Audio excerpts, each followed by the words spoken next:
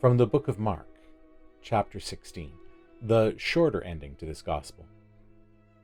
When the Sabbath was over, Mary Magdalene and Mary the mother of James and Salome brought spices, so that they might go and anoint him. And very early on the first day of the week, when the sun had risen, they went to the tomb.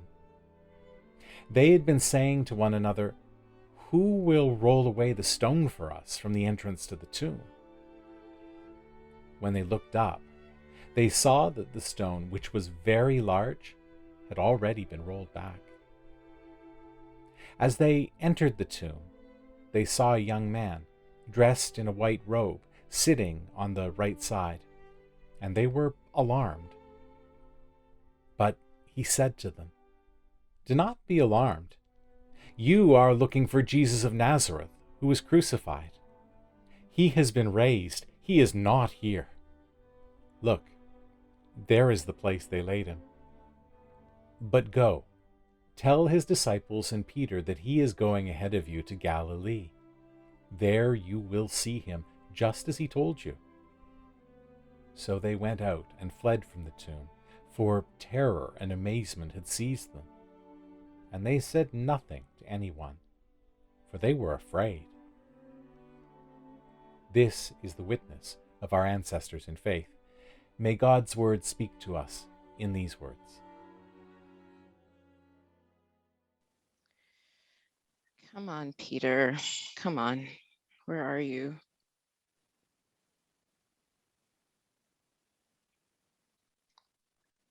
Hey, Mary, you wanted to talk? Yeah, there's something I wanted to tell you. Oh, maybe I should call back later. Peter, Yeah, Mary? never mind. Maybe it's nothing. What, Mary? Like, what is so important that you don't want to talk about it? Like, what is it that you don't need to tell me that you just called me about? I'm sorry. I'm sorry. It's just that I miss him. Yeah, Peter, I know. All of us are missing him. Yeah, I know. I know. It's hard to believe, isn't it? Not 2 days ago, our love was sitting over there laughing at one of Philip's stupid jokes. How many Roman centurions does it take to light a lamp? His favorite, where he was curled up with the children all around him, telling stories of the journey through the desert. Remember that? Oh, yeah. Yeah, and then trying to beat me at arm wrestling? The great carpenter versus the net hauler debate.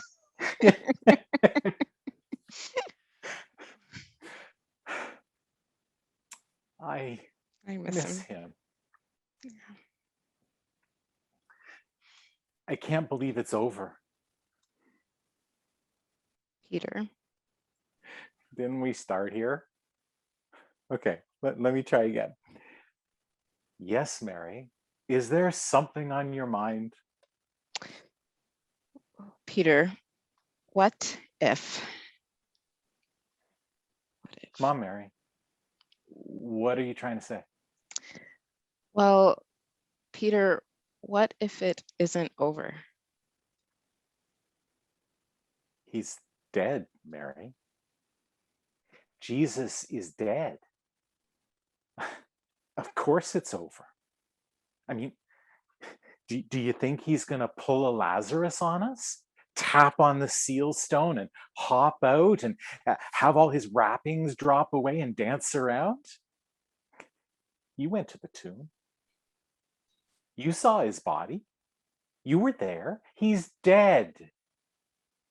He's dead. And I didn't do anything about it. I mean, if I had stood by him in the garden, we might have gotten away. Peter. By the holy name. If I hadn't denied him, at least I wouldn't be standing here talking with you. I wouldn't be staring at the wall knowing that I'm a coward, knowing that I left him to die Pete, I've been with him from the beginning, Mary. We talked and we argued and we stood in the face of the authorities. I should have died beside him. I should be dead. He thought he was relying on his rock. All he had was a pile of rubble. Peter, stop. What? Peter, Peter, you were his rock then.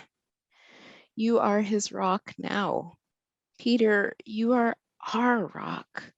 We need you. Grieve, get angry, be sad, be afraid, feel all the feelings, Peter. But you gotta know that we will not let you go. We need you, Peter. Look at me. I'm asking you again. What if it isn't over? I don't understand, Mary.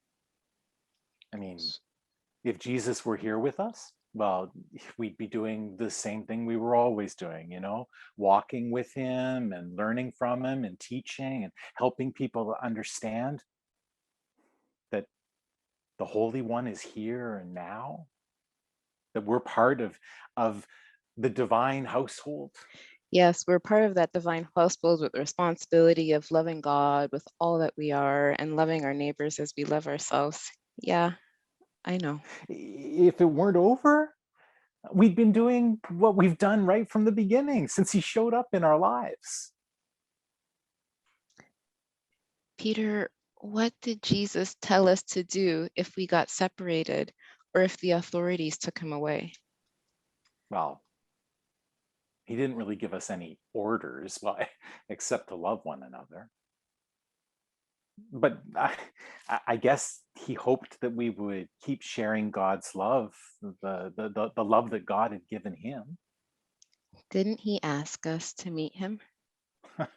He did say that if we ever got separated, that we should go to Galilee because he would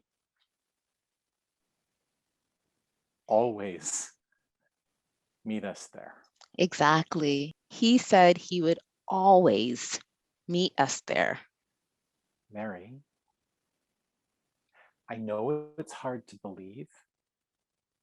I know it's a shock, but he's dead. You saw him take his last breath. You saw them take his body down and take it to the tomb. I mean, you were there this morning. You saw his body. I saw nothing.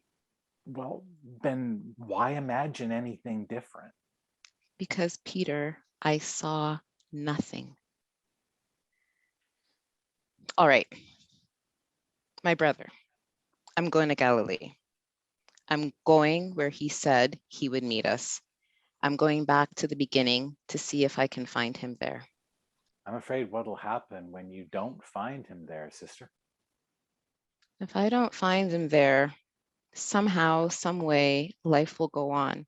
But Peter, I'm more afraid of what will happen when I do find him there. Brother, I'm going to Galilee. Are you coming?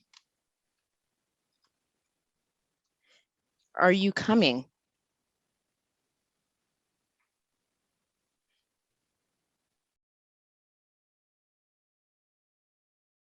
Are you coming?